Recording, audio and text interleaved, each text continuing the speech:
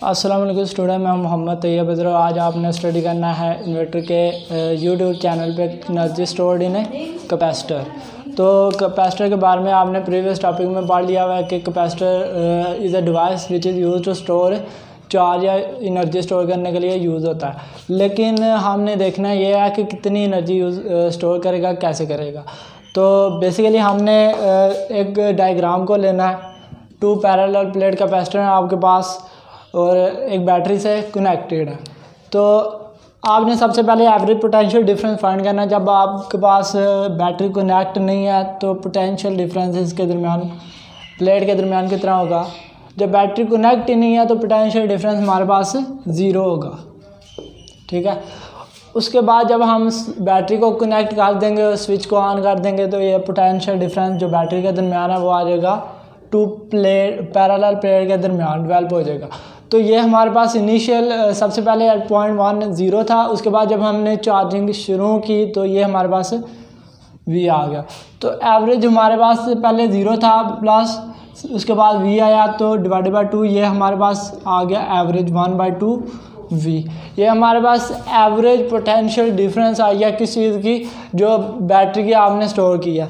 अब आपने उसके बाद देखना है पोटेंशियल एनर्जी का फार्मूला क्या है।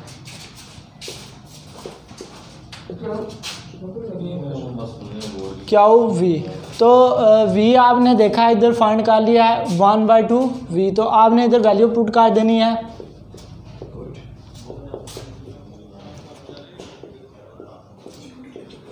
ये आपके पास आ गया 1/2 V Q।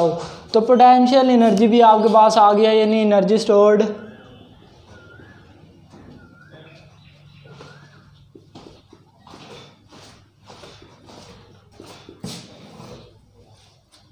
फॉर एग्जांपल ये आपके पास आ गया एनर्जी स्टोर्ड।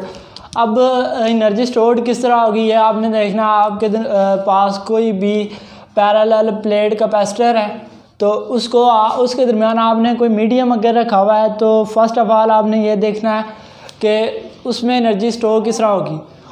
उनकी पोलराइजेशन होगी, पोलराइजेशन इन्हांस करेगी एबिलिटी को, एनर्जी स्टोर करने की एबिलिटी को। For example two parallel plate है, इनके दरमियान आपने कोई भी इंसुलेटर या कोई मीडियम रखा हुआ है। ये पॉजिटिवली चार्ज बैटरी है आपके पास और ये नेगेटिवली चार्ज प्लेट है आपके पास। तो जब चार्ज मूव करेगा बैटरी से प्लेट की तरफ तो जो मीडियम पे जो किसी मीडियम पे कोई चार्ज होगा, इंसुलेटर पे कोई चार्ज होगा, पॉजिटिव चार्ज अट्रैक्ट करेगा इसके नेगेटिव पार्ट को और नेगेटिव पार्ट इसके पॉजिटिव चार्ज को अट्रैक्ट करेगा। इस तरह पोलराइजेशन के ज़रिए आप इसकी एबिलिटी ज़्यादा होगी, कैपेसिटर की एनर्जी स्टोर करने की एबिलिटी। तो पोटेंशियल एनर्जी आपके पास आई थी 1/2 QV। अब आपने पढ़ा हुआ है Q का फार्मूला, कैपेसिटर में आप पढ़ चुके हैं Q का फार्मूला। तो Q का फार्मूला आपके पास क्या आया था। कैपेसिटेंस आपने जब ड्राइव की थी, कैपेसिटेंस का फार्मूला C का फार्मूला आपने फाइंड किया था। तो आपके पास कैपेसिटर चार्ज आया था Q = CV।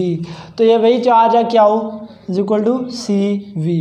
तो इस चार्ज की वैल्यू आपने जो आपके पास एनर्जी स्टोर है या पोटेंशियल एनर्जी आई है तो इधर पुट कर देनी है, ठीक है। यह आपके पास पुट करने के बाद आएगा 1/2 CV और V।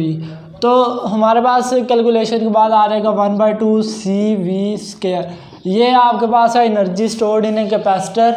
एनर्जी कैपेसिटर कितनी एनर्जी स्टोर करता है और कैसे करता है। तो ये आपने energy store, total energy store पा लिया है। नेक्स्ट आप न्यूमेरिकल में जब एनर्जी स्टोर का पूछेगा तो आपने यही फार्मूला यूज़ करना है, टोटल एनर्जी स्टोर। अब टोटल एनर्जी स्टोर जब आप ये तो आ गई आपके पास नॉर्मल, अंडर नॉर्मल कंडीशन। जब आप वैक्यूम यूज़ कर रहे हो, जब आप मीडियम यूज़ कर रहे हैं तो उस वक्त कैपेसिटेंस की एनर्जी की वैल्यू क्या होगी। तो आपने देख लेना कैपेसिटेंस मीडियम का फार्मूला आपके पास आया है Q divided by area AE0 epsilon naught और capacitance C is equal to A epsilon naught relative permittivity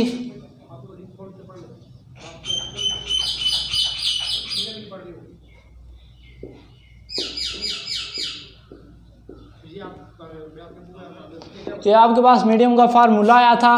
A area between area of plate और डी आपके पास क्या चीज़ आई थी, डिस्टेंस बिटवीन द प्लेट। और आपके पास रिलेटिव परमिटिविटी ऑफ मीडियम या dielectric insulator आई थी। ये आपने सारी वैल्यू आपके पास गिवन होंगी, आपने पुट करनी है। तो अब आपने अगर मीडियम रखा हुआ है, इंसुलेटर रखा हुआ है, तो क्या चीज़ आपने पुट करनी है, तो सी मीडियम की वैल्यू आपने इधर पुट कर देनी है। तो आपके पास टोटल एनर्जी स्टोर्ड आ जाएगी। सी मीडियम की वैल्यू आप पुट कर दें इस इक्वेशन में, तो एनर्जी आपके पास आ जाएगी 1/2 सी की वैल्यू।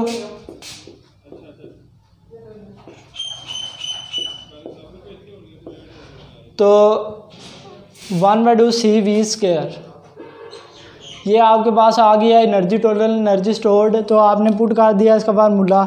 तो नेक्स्ट आपके पास डेरिवेशन कैलकुलेशन के बाद एनर्जी स्टोर्ड का फार्मूला आ जाएगा 1/2 epsilon naught E naught E square multiply A D. तो आपके पास एनर्जी का फार्मूला सिंपल ही आ रहा है, energy is equal to 1/2 epsilon A epsilon naught relative permittivity divided by D E D square. ये आपके पास एनर्जी आपने इस फार्मूला के ज़रिए फाइंड कर लेनी है। अब नेक्स्ट अगर आपसे पूछा जाए कि एनर्जी आपने फाइंड करनी है, अगर आप कोई वैक्यूम यूज़ कर रहे हैं तो आपने इधर सी वैक्यूम का फार्मूला पुट करके इसमें पुट कर देनी है। अब ये तो आपके पास आई थी एनर्जी डेंसिटी की वैल्यू। अगर आपसे एनर्जी डेंसिटी के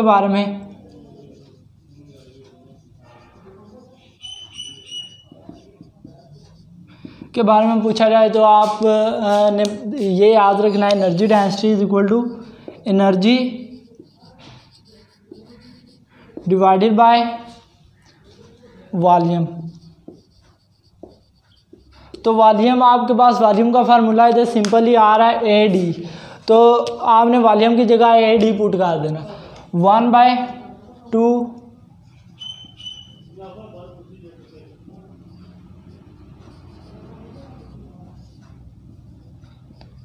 तो ये कैंसिल हो जाएगा 1/2। ये आपके पास एनर्जी डेंसिटी आ गया। एनर्जी डेंसिटी का फार्मूला आपके पास आ गया है। तो इससे आपने energy stored in capacitor find किया है कि किस तरह एक कैपेसिटर एनर्जी स्टोर करता है और कितनी एनर्जी और एनर्जी डेंसिटी आपके पास क्या आती है।